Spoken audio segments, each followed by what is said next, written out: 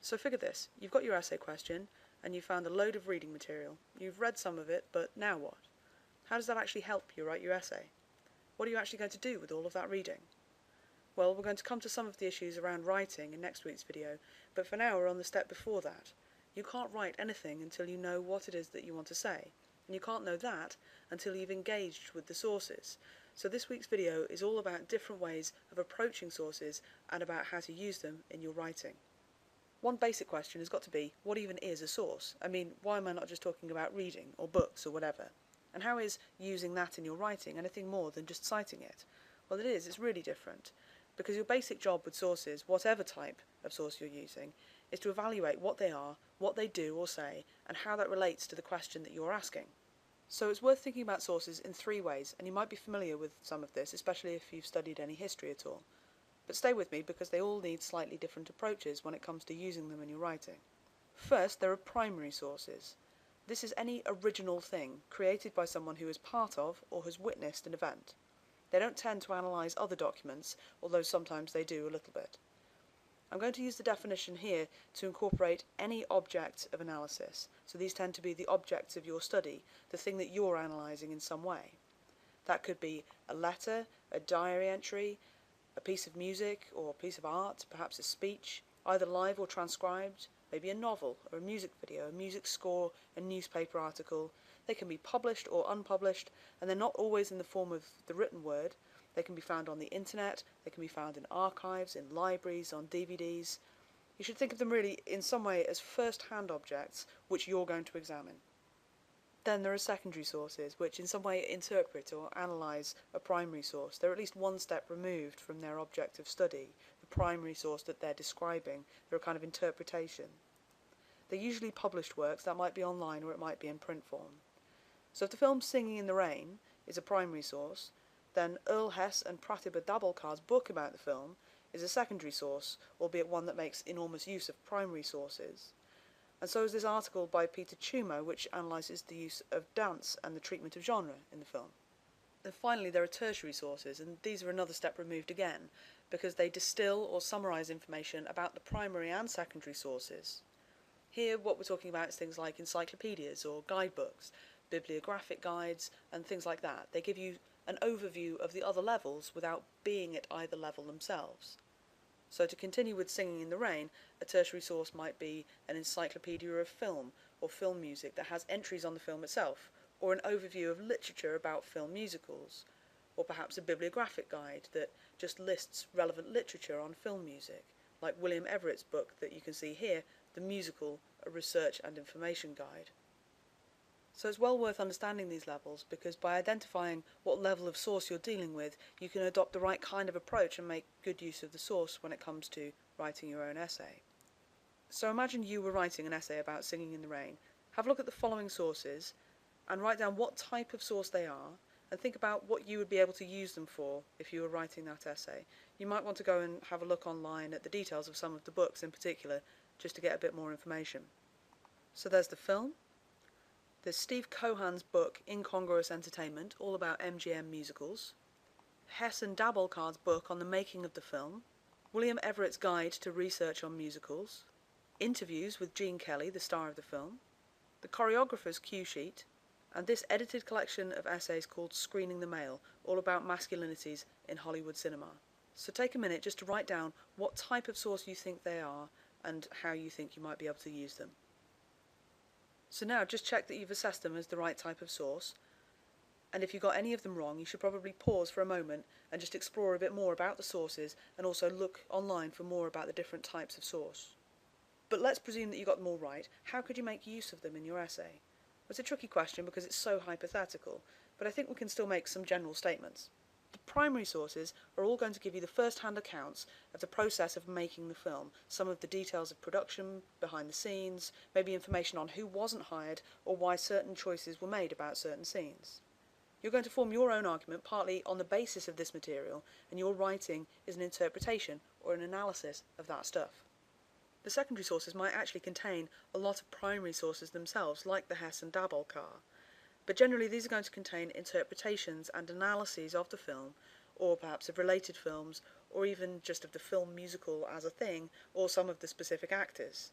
You can use that material to inform or to support your interpretation, or you might use it to identify what other people have said and what you don't want to say.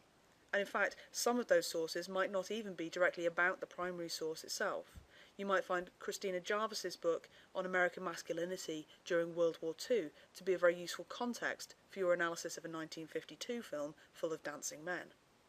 And any tertiary sources are most likely to help you either by providing factual information to support the rest of your work, so they might be encyclopedia entries with useful dates or names or definitions of certain terms and concepts, or they might be bibliographies full of other secondary sources that you might read or primary sources you might turn to. In short, you're asking questions of primary sources, you're using secondary sources to help you make your argument, and you're using tertiary sources to help you find and understand the primary and secondary sources.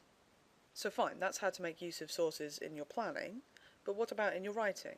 How do you know what to quote and what to leave out? And how do you actually write a sentence that uses your source?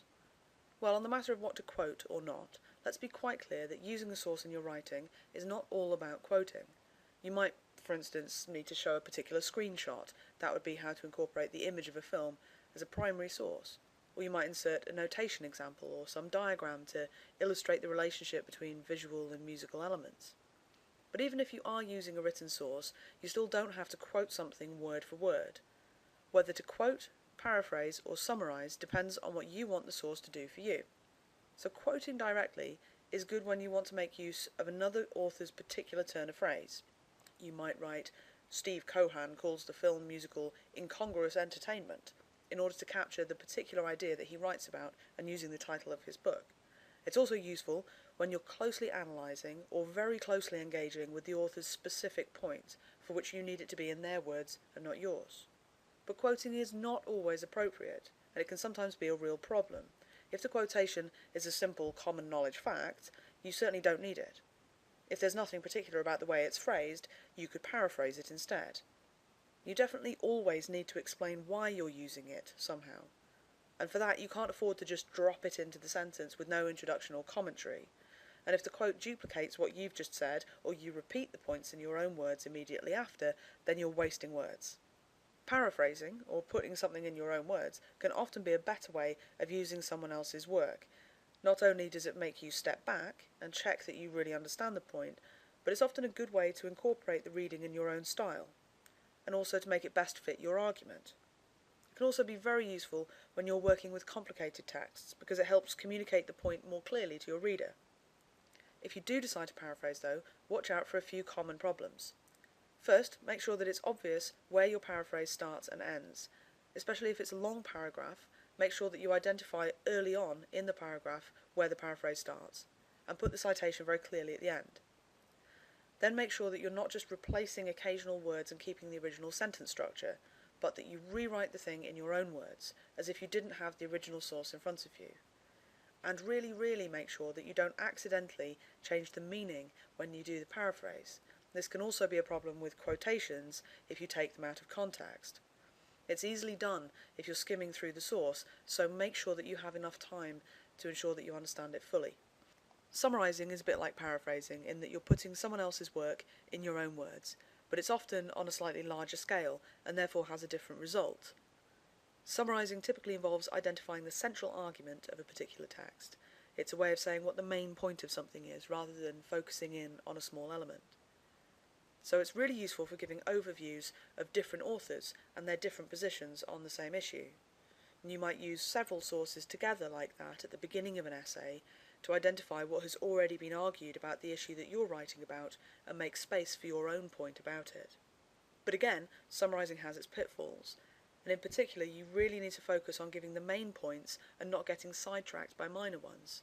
And you certainly need to make sure you don't accidentally misrepresent the argument. You also need to make sure that you're using your own words and not lifting sentences from the original without acknowledging the source properly. Now, actually writing this stuff into an essay can be tricky. Honestly, I can't tell you how many times I've read direct quotations that have just been dropped into the middle of a paragraph with no explanation, or sections that are meant to be paraphrases but are near enough direct quotes. In general, and however you mean to incorporate the content, you always need to think about how to explain the purpose of your citation, and also use vocabulary carefully to lend the kind of tone that you want to it. So for starters, you can tend to emphasise the idea and the information, or you can emphasise the author. If you wanted to emphasise the idea, then you could paraphrase or summarise a short section and put the citation in at the end. For instance, Singing in the Rain was released at the very peak of the Hollywood musical's popularity, and just before its decline due to the increasing cost of production and the expansion of television. Input your citation, Hess and Dabelkar, 2009, page 9. That would be a good way of using a secondary source to support a point that you want to make. On the other hand, you might want to compare different authors' positions on the matter and raise a question mark over the claims in a source, or use two different sources to compare different perspectives. To do that, make the author or authors the grammatical subject of the sentence in order to emphasise that it's that author writing it.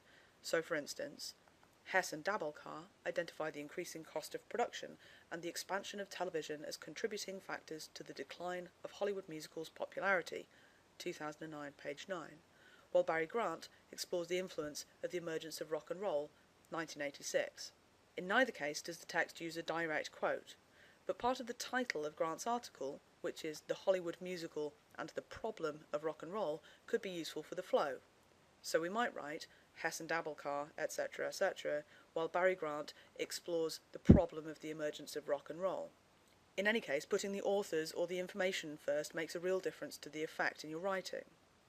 The other thing to pay attention to is what words you use to describe the sources, and in particular, what verb you use helps you identify a bit your position in relation to them, your opinion on the sources that you're using.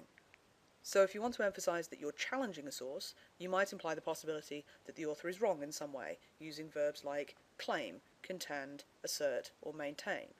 On the other hand, if you're in agreement with the author, you might say that they establish something, or demonstrate it, they confirm it, or observe, all of which imply that they're right. Then there are more neutral verbs like examine, or describe, explain, and discuss. There's a load more to say about it, and you can find this book in the library to help, but that should give you something to be going on with. And whatever you do, make sure that you're using sentence structure and vocabulary to frame your use of sources well, and give careful thought to whether you quote, summarise, or paraphrase. So for your learning journal this week, what I want you to do is take any one of the readings that you've done for this module so far and write up the following in your learning journals. Summarise it in 3 sentences, then summarise it in 1 sentence. Take a short section and paraphrase it, no more than 1 paragraph. And you can use as many words as you like, but make sure that you frame the paraphrase appropriately and you're really using your own words. And then find a single sentence or a part of a sentence that you would choose to directly quote because of its significance in terms of content and phrasing, and then explain why it is that you would quote that directly. Well, that's it from me. I'll see you next time.